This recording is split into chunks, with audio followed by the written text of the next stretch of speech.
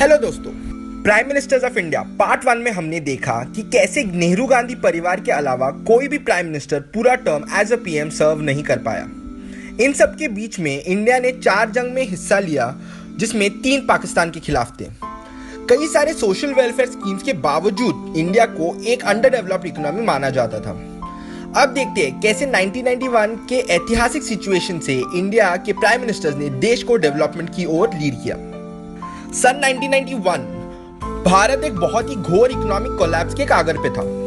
उसी साल राजीव गांधी की हत्या हो चुकी थी और पूरे देश में डर का माहौल बैठ चुका था। इंडिया अपने बैलेंस ऑफ पेमेंट्स पे डिफॉल्ट करने वाला था, क्योंकि इंडिया के फॉरेक्स रिजर्व सिर्फ $1.2 बिलियन पे आ चुके थे, जो सिर्फ 3 हफ्तों के लिए काफी थे। गल्फ वॉर के कारण इंडिया का ऑयल इंपोर्ट बिल भी बढ़ गया था और अपने एक्सपोर्ट्स भी कम हो गए थे। ऐसी स्थिति में माइनॉरिटी गवर्नमेंट को हेड करते हुए कांग्रेस के पीवी नरसिम्हा राव भारत के प्रधानमंत्री बने। पमुलापार्ती वेंकटा नरसिम्हा राव भारत के 9th प्राइम मिनिस्टर थे और पहले नॉन गांधी प्राइम मिनिस्टर जिन्होंने अपने पूरे 5 साल एज अ पीएम कंप्लीट किए। सत्ता पे आते ही उन्होंने x RBI governor Manmohan Singh को बतौर फाइनेंस मिनिस्टर अपॉइंट किया।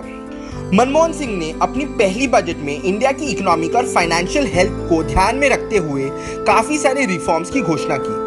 मीडिया ने इन रिफॉर्म्स को लिबरलाइजेशन का नाम दे दिया। इन रिफॉर्म्स के चलते इंडिया के फॉरेन रिजर्व बढ़ने लगे और ईयर 1995 को $5.3 बिलियन के शिखर को पार कर गए। नरसिम्हा राव के टेन्योर में जम्मू और कश्मीर में आतंकवादियों के एक्टिविटीज बहुत बढ़ गए थे। ईयर 1993 में मुंबई में भी कई सारे इंपॉर्टेंट लोकेशंस पे बॉम्ब ब्लास्ट हुए। इसकी वजह से उन्होंने मिलिट्री स्पेंडिंग इंक्रीज कर दी।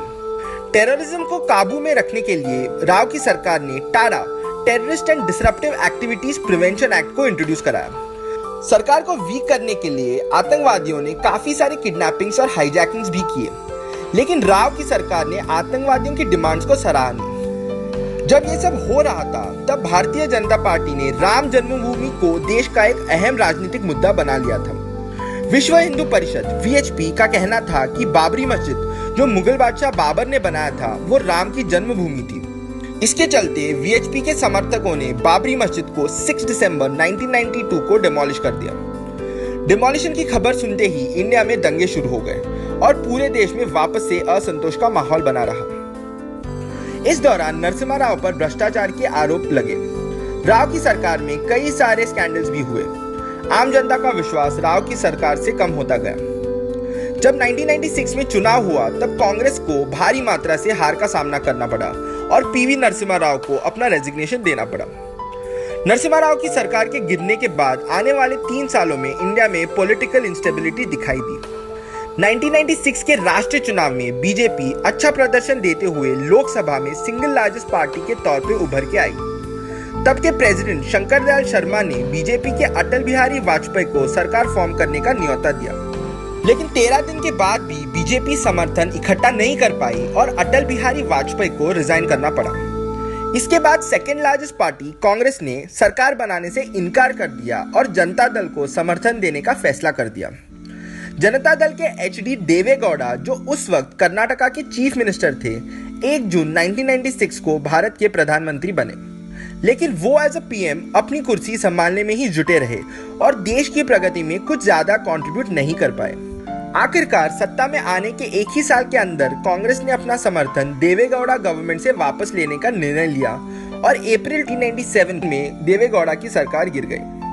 फ्रेश इलेक्शंस अवॉइड करने के लिए सारे पार्टीज की बैठक हुई और फाइनली सब एक समझौते पे आ गए। कांग्रेस यूनाइटेड फ्रंट को वापस से समर्थन देने के लिए राजी हो गया, लेकिन साथ साथ ये शर्त रखी कि उनको एक नए लीडर को एज अ पीएम सामने लाना पड़ेगा। यूनाइटेड फ्रंट ने इंदर कुमार गुजराल को अपना नेता चुना और इसके चलते IK गुजराल ने 21 अप्रैल 1997 को प्राइम मिनिस्टर पद की शपथ ली। IK गुजराल के ऑफिस संभालने के कुछ ही हफ्तों में CBI ने बिहार के चीफ मिनिस्टर लालू प्रसाद यादव को फॉर्डर स्कैम के जुर्म में प्रोसिक्यूट करने की मांग की। लालू प्रसाद यादव पे रिजाइन करने का प्रेशर बढ़ा, लेकिन उन्होंने रिजाइन करने से साफ मना कर दिया।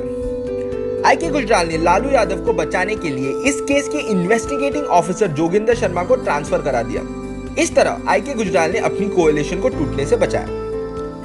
20 अगस्त 1997 को जैन कमीशन ने एक्स कांग्रेस प्रधानमंत्री राजीव गांधी की हत्या के कॉन्स्पिरेसी पर अपनी रिपोर्ट आईके गुजराल सरकार को सबमिट कर दी। इस रिपोर्ट में ऐसा कहा गया था कि द्राविड़ा मुन्नेत्रा कगजम डीएमके, जो तमिलनाडु की एक रीजनल पार्टी है और उस वक्त आईके गुजराल की सरकार में कोएलिशन पार्टनर, उन्होंने तमिल मिलिटेंट्स की राजीव की हत्या करने में सहायता की थी। कांग्रेस ने इस विषय पर डीएमके के मिनिस्टर्स को सरकार से निकाल देने की मांग की, लेकिन आईके गुजराल ने डीएमके को इसके बावजूद सपोर्ट किया और उनको अपनी सरकार से निकालने से मना कर दिया। इस निर्णय के कारण कांग्रेस ने वापस से अपना समर्थन आईके गुजराल की सरकार से विड्रॉ कर लिया और 4 दिसंबर 1997 को प्रेसिडेंट ने पार्लियामेंट को आखिरकार डिसॉल्व कर दिया। आईके गुजराल सरकार के गिरने के बाद 1998 में फ्रेश इलेक्शंस हुए। इस इलेक्शंस में भी बीजेपी सिंगल लार्जेस्ट पार्टी थी। रीजनल पार्टीज और बीजेपी ने इस बार साथ में NDA national democratic alliance form किया और अटल बिहारी वाजपेयी वापस से देश के प्राइम मिनिस्टर बने। मई 1998 वाजपेयी के पीएम बनने के एक ही महीने में इंडिया ने पोखरण में 5 अंडरग्राउंड न्यूक्लियर टेस्ट किए। इसकी वजह से इंडिया पाकिस्तान के बीच टेंशन बढ़ने लगी। टेंशन ईज करने के लिए वाजपेयी ने पाकिस्तान के साथ full scale diplomatic peace process शुरू कर दिया। फरवरी 1999 में उन्होंने दिल्ली लाहौर बस सर्विस की उद्घाटन की। कश्मीर के विवाद के रेजोल्यूशन के लिए भी उन्होंने अपनी तरफ से पूरी कोशिश की। लाहौर डिक्लेरेशन के तहत वाजपेयी ने इंडिया पाकिस्तान के बीच व्यापार और दोस्ती बढ़ाने की शपथ भी ली। जब ये सब हो रहा था तब कई मिलिटेंट्स और नॉन यूनिफॉर्म पाकिस्तानी सोल्जर्स ने कारगिल वैली पे इन्फिल्ट्रेशन शुरू कर दी और बॉर्डर के हिलटॉप्स पे कब्जा कर दिया। ये देखते हुए वाजपेयी ने तेजी से इंडियन आर्मी को अपनी देश की रक्षा में कारगिल भेज दिया।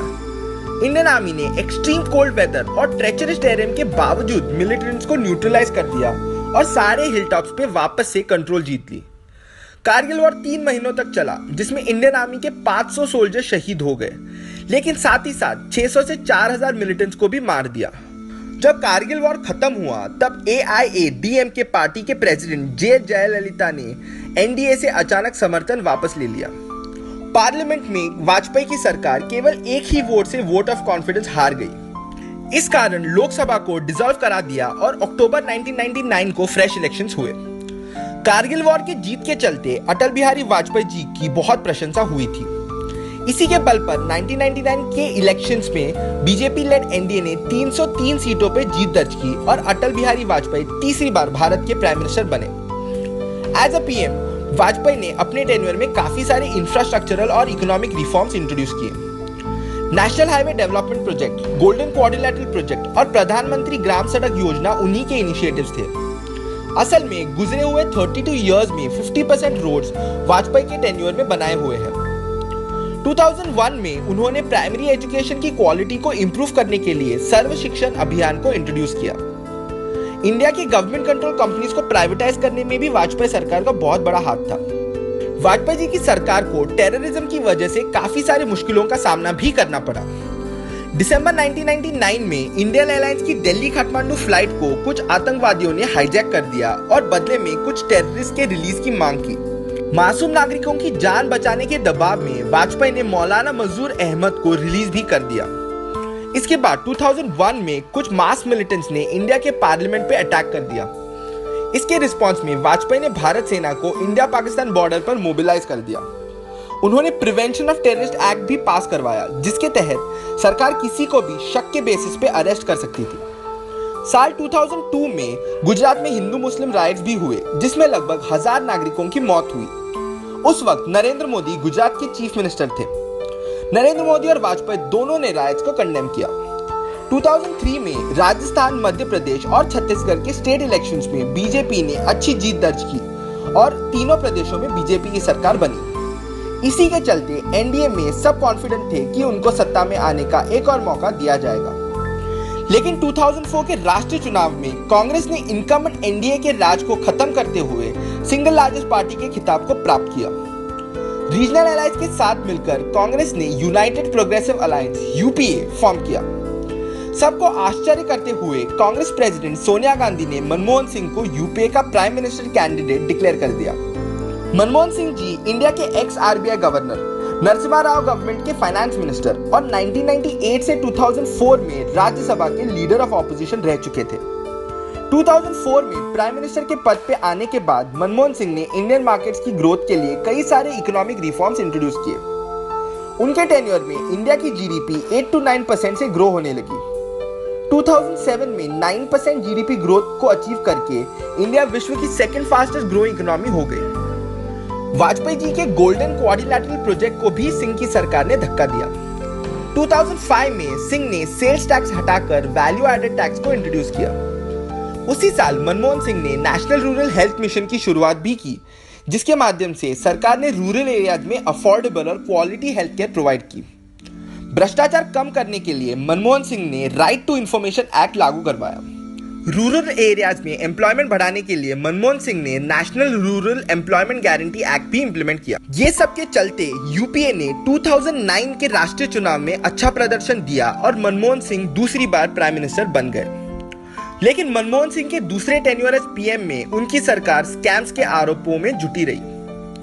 देश के सबसे बड़े स्कैम्स में एक था 2G स्कैम, जिसमें मनमोहन सिंह के टेलीकॉम मिनिस्टर ए राजा ने टेलीकॉम कंपनीज को 2G स्पेक्ट्रम चीप रेट्स पे बेच दी। इस स्कैम की वजह से गवर्नमेंट को एस्टिमेटेड ₹1.76 लाख करोड़ का नोशनल लॉस सहना पड़ा। 2007 में कांग्रेस टिकट से इलेक्ट हुए पुणे कॉन्स्टिट्यूएंसी के नेता सुरेश कलमाड़ी पे यह आरोप लगाया गया कि उन्होंने कॉमनवेल्थ गेम्स के लिए अलॉटेड ₹70,000 करोड़ का गफला किया था। चॉपर और आर्मी के लिए ट्रक्स के प्रोक्योरमेंट में भी मनमोहन सिंह की सरकार पे और कांग्रेस प्रेसिडेंट सोनिया गांधी पे ब्राइबरी और करप्शन का आरोप लगाया गया। 2012 में मनमोहन सिंह, जो प्राइम मिनिस्टर के साथ साथ कोल मिनिस्टर भी थे, उन पे ये आरोप लगाया गया कि उनके कोल ब्लॉक्स के ऑक्शन ना करने के डिसीजन की वजह से सरकार को ₹1.86 लाख करोड़ का लॉस झेलना पड़ा। भ्रष्टाचार और ब्राइबरी के आरोप के चलते 2014 के राष्ट्रीय चुनाव में कांग्रेस देश भर में सिर्फ 44 सीट्स जीत पाई। ये कांग्रेस की सबसे बुरी हार थी। बीजेपी ने लोकसभा में 282 सीट्स पे जीत दर्ज करके एब्सोल्यूट मेजॉरिटी हासिल कर दी।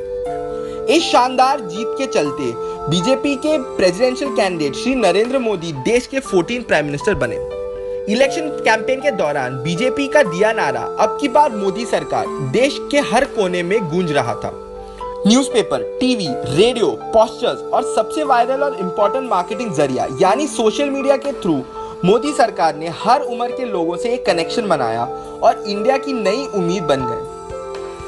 प्राइम मिनिस्टर पद की शपथ लेने के बाद क्या मोदी लहर आज भी उतनी ही इन्फ्लुएंशियल है? जानने के लिए देखिए prime ministers of India part 3 Modi सरकार।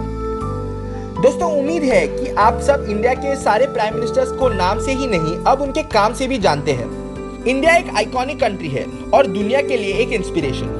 अगर आप ऐसे ही इंडिया की इंटरेस्टिंग फैक्ट्स जानना चाहते हैं तो सब्सक्राइब करें हमारे चैनल को, लाइक करें इस वीडियो को ताकि हमें आपके सपोर्ट से इंस्पिरेशन मिले। कमेंट करके अपना फीडबैक दीजिए, शेयर करें अपने फ्रेंड्स और रिलेटिव्स के साथ ताकि वो भी इंडिया को और अच्छी से जान सके। हम जल्दी ही मिलेंगे हमारे अगले वीडियो के साथ, मोस्टली इस वीक में। Thank you.